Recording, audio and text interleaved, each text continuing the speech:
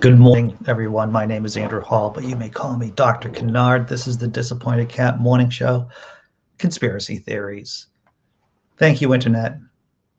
You've given us many things, cat videos and conspiracy theories. Sure, if you're a smarty, you know which sites to look at, what is real source of information, of good information. But the Internet, Rick Wiles. Let me just talk about Rick Wiles for a minute. Conspiracy theorist. He talked about the vaccine having the number of the beast, or maybe it was the number of the beast, or maybe it gave people the number of the beast. Well, he has a conspiracy theory that may rank as one of the top tier, top shelf, high rent conspiracy theories, everyone. Let's take a look at it.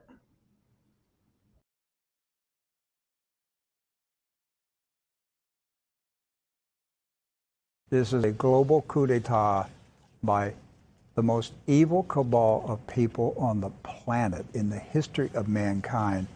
And if it is not stopped in the very near future, they will win. That's what's at stake, control of the world. They're putting eggs in people's bodies. If you didn't see yesterday's True News, you need to watch it. It's an egg that hatches into a synthetic parasite and grows inside your body.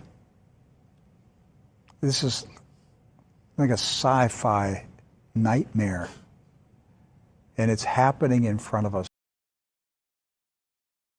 I don't think he can keep a straight face. I think he's about to start cracking up with a huge amount of bullshit he's dropping down. He's about to tell people that he's telling people that the vaccine has eggs in it, parasitic eggs, from the most evil people in the world, which I guess that's Joe Biden. And I don't even know how Joe Biden is more evil than like I don't know, Joseph Stalin, for an example. I don't know how Rick Wiles is doing that calculation. But according to Rick Wiles, you have the vaccine, and there are eggs in it, and there are artificial parasites that will blow up in your body, I guess. And the way he supports his assertion is by referencing his own show, yesterday's show. That's almost like a Christian quoting the Bible to you to prove the Bible is true. Oh, Rick Wiles, you are just shine on, you crazy diamond. All right, I'm going to check out the chat and see how everyone's doing today. I don't know what your favorite conspiracy theory is. I know that we've talked about it in the after show a couple of times, which starts at 9:30, by the way, the after party after show. It's an open room. If you want to be on the panel, the link is below. But mine, once again, is the ice earth theory. I believe Grant was someone, I think it was Grant, who said that his cube earth theory was pretty cool. I would agree with that. But I'm going to check out the chat and see what's going on. Hey, Rage is here. Good morning, Rage. I hope you're feeling well, Rage. Tobin, what's up? John Hudson, Simply Secular Dave from the West Coast, and Phil Lister from Sweden. What's up, Grant? Dee Parks. That is chock full of nuts, Phil Lister. That is chock full of nuts right there. Hey, you're not late, Dr. Osiris. Congratulations. All right, I think I got everyone. Yeah, so I want to show it one more time because sometimes you don't get the full blast of insanity, right? It's difficult to really wrap your mind around it. So let's take another pass at it. This is a global coup d'etat by the most evil cabal of people on the planet in the history of mankind. And if it is not stopped in the very near future, they will win.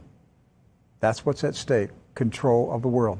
They're putting eggs in people's bodies. If you didn't see yesterday's True News, you need to watch it. It's an egg that hatches into a synthetic parasite and grows inside your body. This is like a sci-fi nightmare. And it's happening in front of us. And these conspiracies are dangerous, even though, yes, microphone, they are ridiculous. These conspiracies are ridiculous, but we have seen how dangerous they are in the body politic, right? Keeping what, 20% of the population from getting the vaccine? These kind of idiotic conspiracies, they get out into the zeitgeist, into the community, and it just keeps this people with poor educations, people with poor education, away from acting in their own best interests. It's madness. Okay, so hey, what's up, B? Glad to see that you have. DeVos says, I have egg. Yes, I have. Apparently I have parasitic eggs in me too. And it has to be true news because, as Phil Lister points out, it says it in the name, True News. Just like the Catholic Church is the one true church because the word Catholic is in it, right? All right. All right, we have real news stories besides talking about Rick Wiles, everyone, and synthetic parasites. And they are actually serious stories. You probably have heard this. You may not have, but bum, bum, bum, bum, bum. FDA authorizes booster doses of Moderna and Johnson & Johnson vaccine, says mix and match okay. We've been covering this story for quite a while, ever since Israel started giving booster shots months ago at this point. We've been following what other countries have been doing, the good and the bad, what kind of strategies have worked, what kind of strategies haven't worked. And I think it was pretty clear to us here, just between you, me, and the microphone, that boosters were coming down the pike. And here, links in the description below, by the way. This is from CNN. The FDA authorized booster doses of both COVID-19 vaccines made by Moderna and Johnson & Johnson Wednesday, and also said any of the three authorized vaccines could be used as a booster in a mix and match approach. The FDA gave emergency use authorization for a half a dose of Moderna's vaccine as a booster for people fully vaccinated at least 6 months ago, who are at least 65 or who are at least 18 and who are at high risk of severe COVID-19 or have frequent institutional or occupational exposure to SARS-CoV-2. It also authorized booster doses of the J&J vaccine. The use of a single dose of J&J COVID-19 may be administered at least 2 months after completion of the single dose primary regimen to individuals 18 years and older, the FDA said in a statement. So yes, apparently the booster shot for Moderna is half of the regular vaccine. So you have a dose for the first and second shots of Moderna, and then the booster, from what I understand from this article, is half a dose. And it said any of the three authorized vaccines could be used to boost. The use of each of the available COVID-19 vaccines are as, I'm going to use the mix and match phrase as against a heterologous booster dose in eligible individuals following completion of a primary vaccination with a different COVID-19 vaccine, the FDA said.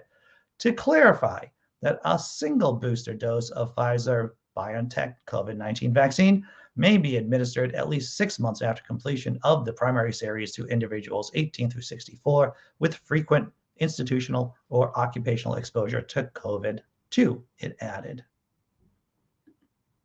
The FDA said it would allow the mix and match boosters after the National Institutes of Health researchers presented their findings last week to its vaccine advisors. Although the findings were limited, they made it clear mixing up the different vaccines were safe.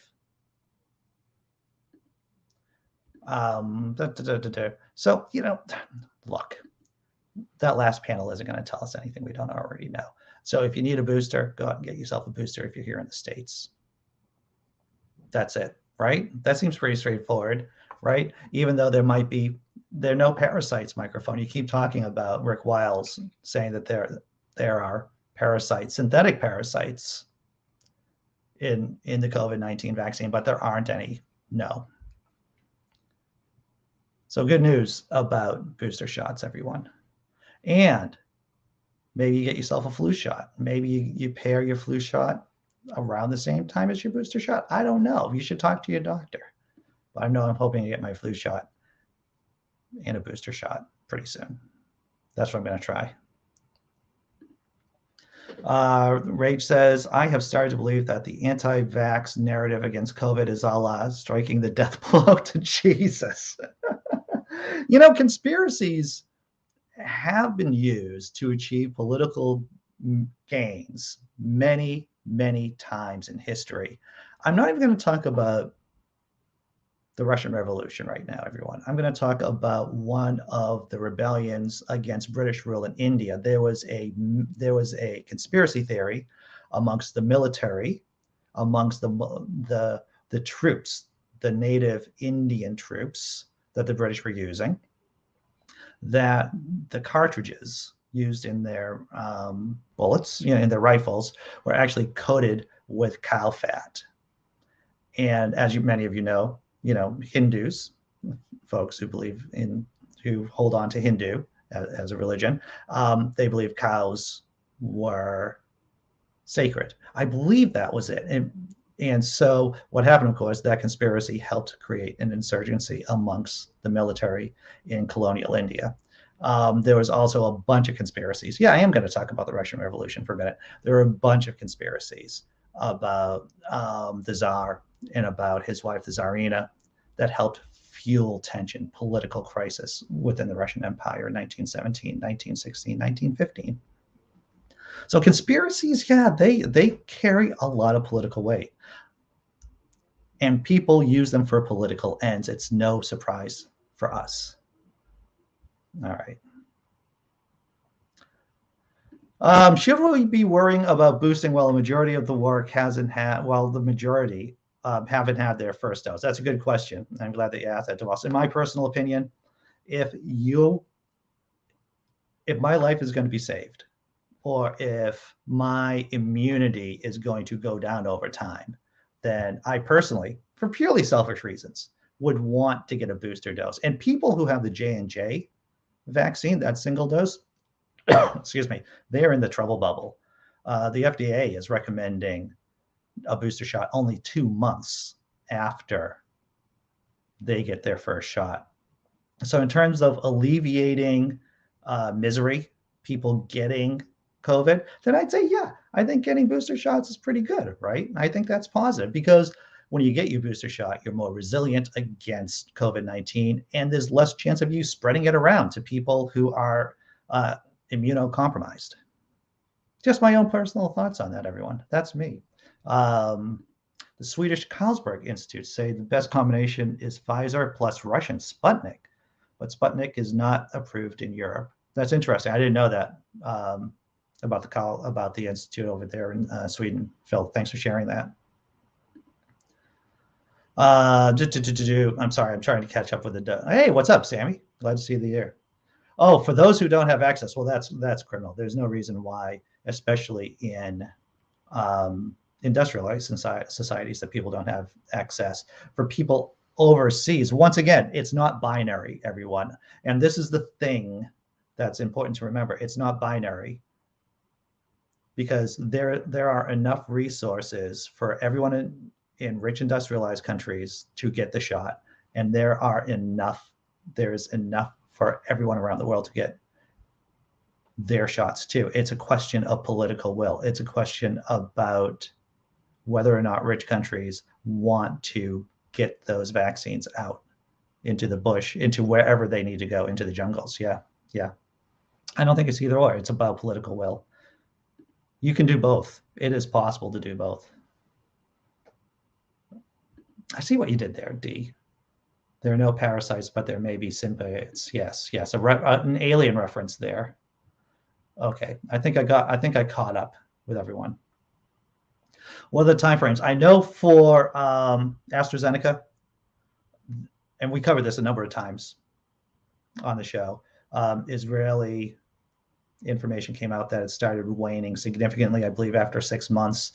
For the J&J vaccine, it seems to be 2 months. So that's a serious decrease. Lick the like button. You don't have to lick it, but if that's what you're into, I'm not going to say you shouldn't lick it.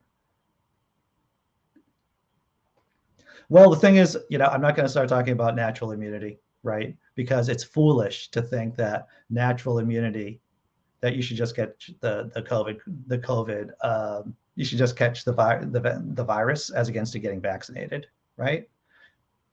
All right, so let's go on. Let's do the halftime tummy rub show, right? Thank you, John Hudson, for recommending that we do something in between news segments here. So we're going to switch to something funny for a moment before we start talking about how large governments, big government of different countries are trying to undermine fighting global climate crisis. We're going to talk about that after the break.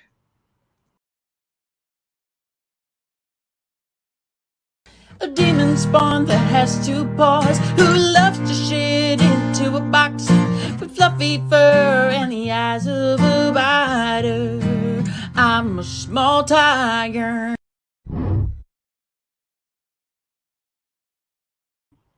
Nothing like cats to put a smile on your face, right? All right, let's do the next story. Oh, this is links in the description. This is actually a long story. I can only do certain amount of time, certain amount of panels on this, but let's do this. Document leak reveals nations lobbying to change the key climate report. These governments are not trying to change a key climate report in order to make it stronger. In other words, to say, hey, we should be spending more resources to fight global climate change. We should be cutting back on fossil fuels. No. And let's see what the Sauds have to say. Saudi Arabia, they seem to be a voice of reason in everything, right? This is their recommendation for this key climate report. Phrases like the need for urgent and accelerated mitigation actions at all scales should be eliminated from the report. I don't think I've said fuck Saudi Arabia enough times on this channel, and I apologize to everyone, including the microphone. But yeah, fuck Saudi Arabia. But believe me, they're not the only country trying to water down this report. Let's take a look. Link in the description below, everyone. A huge leak of documents seen by BBC News shows how countries are trying to change a crucial scientific report on how to tackle climate change. Now, you're all going to be saying to me, Andy, why didn't you lead with this story? It's because YouTube sucks, and that I had to start off with something crazy like Rick Wiles and synthetic parasites to attract attention. But this is actually the major fucking story, right? And even though it's important for booster shots, right? It's important for people to get their booster shots. This is the real important story here about how countries are undermining the fight against the climate crisis. The leak reveals Saudi Arabia, Japan, and Australia are among countries asking the UN to play down the need to move rapidly away from fossil fuels. It also shows some wealthy nations are questioning paying more to poorer states to move to greener technologies. This lobbying raises questions for the COP26 climate summit in November. Let's face it, when we talk about rich countries helping out poorer countries in terms of the global climate crisis, it's really reparations, because major powerful countries have just spewed pollution into the environment. And the ones who are suffering the most from it are the poorer countries who don't have the infrastructure to adapt to it. We've covered this story a bunch of times, but it's no surprise that rich countries do not want to pay what amounts to climate reparations or amelioration or some kind of fine. You can look at it as that, and they should. So much ranting this morning, everyone. The leak reveals countries pushing back on UN recommendations for action, and comes just days before they will be asked at the summit to make significant commitments to slow down climate change and keep global warming to 1.5 degrees. The leaked documents consist more of 32,000 submissions made by governments, companies, and other interested parties to the team of scientists compiling a UN report designed to bring together the best scientific evidence on how to tackle climate change. Gosh, I wonder how many times we've seen businesses and governments put pressure on scientists to change the science, to change the math a bit so that it's more conducive to their goals. A number of countries argue in favor of emerging and currently expensive technologies designed to capture and permanently store carbon dioxide underground. Saudi Arabia, China, Australia, and Japan, all big producers or users of fossil fuels, as well as the Organization of Oil Producing Nations, OPEC, all support carbon capture and storage. Of course they do, because they do not want to curb their addiction to fossil fuels. They're like, hey, we can keep spewing out filth into the air. We're just going to clean it up afterwards. Sure, it's more expensive. Sure, we have to tax our people more, but we don't want to cut down on fossil fuels too much, do we? It is claimed that these CCS technologies could dramatically cut fossil fuel emissions from power plants in some industrial sectors. Saudi Arabia, the world's biggest oil producer, exporter, requests the UN scientists delete their conclusion that the focus of decarbonization efforts in the energy system sector needs to be on rapidly shifting to zero carbon sources and actively phasing out fossil fuels. What's that microphone? Are we going to run over the time today because it's already 22 minutes in? Yeah. And what's that? Fuck Saudi Arabia? All right.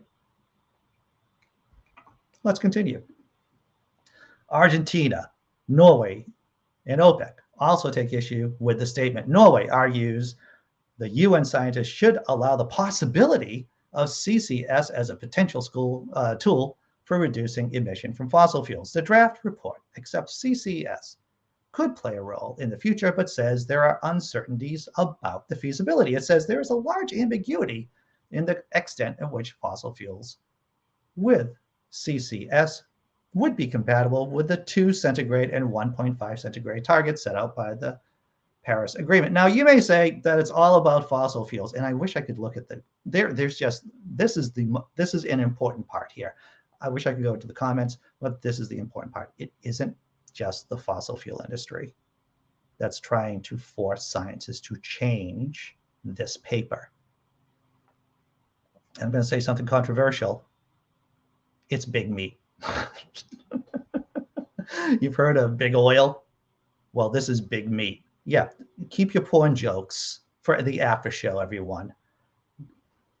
Eating less meat. Brazil and Argentina, 2 of the biggest producers of beef products and animal feed crops in the world, argue strongly against evidence in the draft report that reducing meat consumption is necessary to cut greenhouse gas emissions. Look, you say that, Andy, this is just some of your vegetarian propaganda because you're a vegetarian. Well, look, you may not realize how many greenhouse gases are produced by meat, but I have an infographic right here. An infographic. Look at this. How much impact does food have? Proportion of total greenhouse gas emissions from food. A quarter, we see this up at the top, of global emissions come from food. That is, a quarter of global greenhouse gases come from food. That's 26%. Look at the second bar down there. More than half of the food emissions come from animal products. So animal products take up what? 14% of greenhouse gas emissions. And half of all farmed animal emissions come from beef and lamb. So yeah, it seems like meat is helping to kill the planet. How about that, everyone? You know, there are many, I just want to make these arguments here, and I don't do it that often, about eating less meat and becoming a vegetarian. You can make an ethical case, but there's also a real climate change case to be made for going vegetarian right here. So I just wanted to leave this infographic up for a second or two to let it percolate amongst you all. And now, yes, I know we're getting close to the end of the show. I'm going to take a look at the comments. You haven't eaten a cow for years. Good for you. Good for you. Cows do fart a lot. It is remarkable, Vesta, how cows do fart. And believe it or not, that there's a lot of greenhouse gases being emitted by cows. Big meat of us. Big meat. Yeah.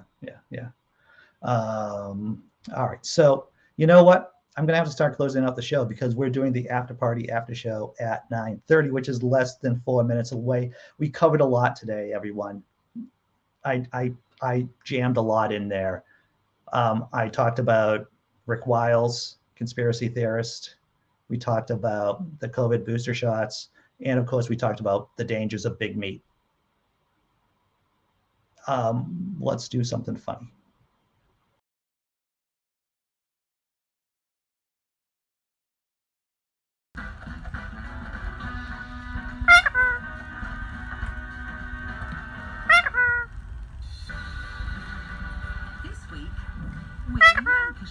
With a mum desperate to turn the tide in her family.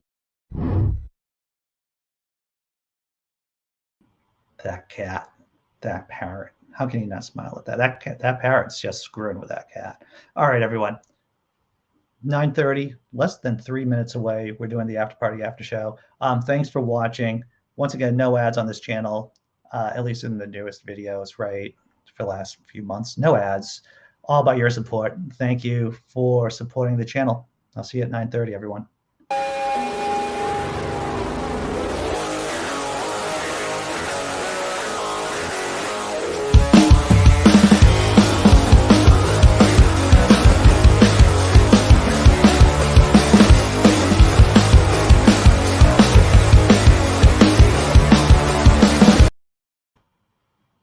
Hey, I'm still here. And methane actually is far more dangerous than CO2 in terms of greenhouse gases. I'm just replying to Phil Lister's comment that cows do fart methane, and methane is pretty freaking serious in terms of greenhouse gas. It's a greenhouse gas, everyone. All right, so hey, 9:30. I'll see you in a bit.